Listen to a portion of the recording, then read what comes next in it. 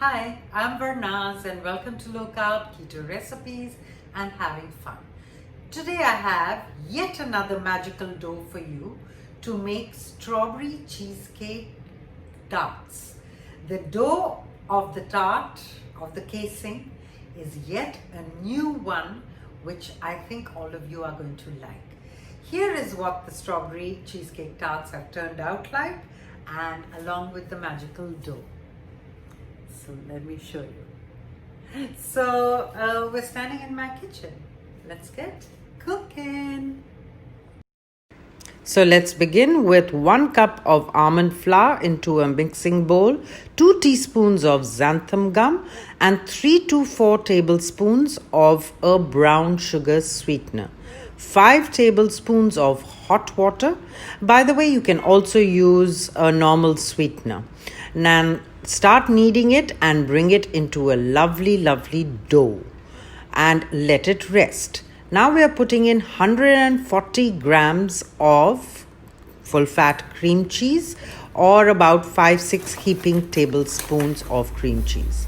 Now to this I'm adding 1/4 of a cup of a sweetener and 1/4 of a cup of heavy cream. Give it all a good mix. While your dough is resting, you can make the filling. And this is the consistency it should look like.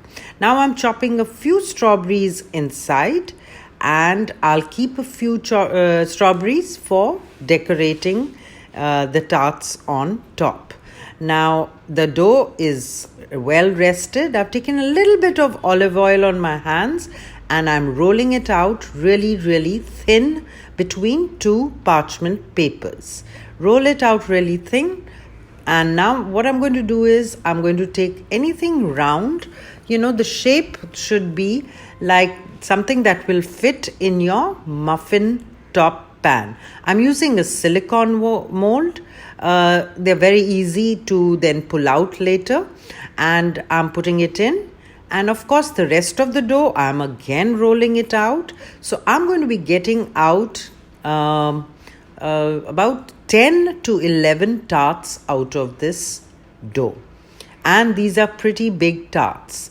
So I've done the same. There we go. We get 10 lovely tarts. Now I'm going to let it bake at 350 degrees Fahrenheit or 180 degrees centigrade for 15 to 18 minutes till you see the edges becoming brown.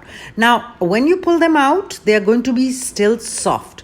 Allow them to cool on your countertop for about 2-3 hours. They will beautifully crisp up. There you go, lovely and crisp. Now I'm adding the filling that I made, and I'm chopping up some lovely strawberries on top, and it's ready to go into the refrigerator to set for another 2-3 hours. What a lovely recipe to bring out on maybe your Christmas table. So thanks for watching and do subscribe. Bye then.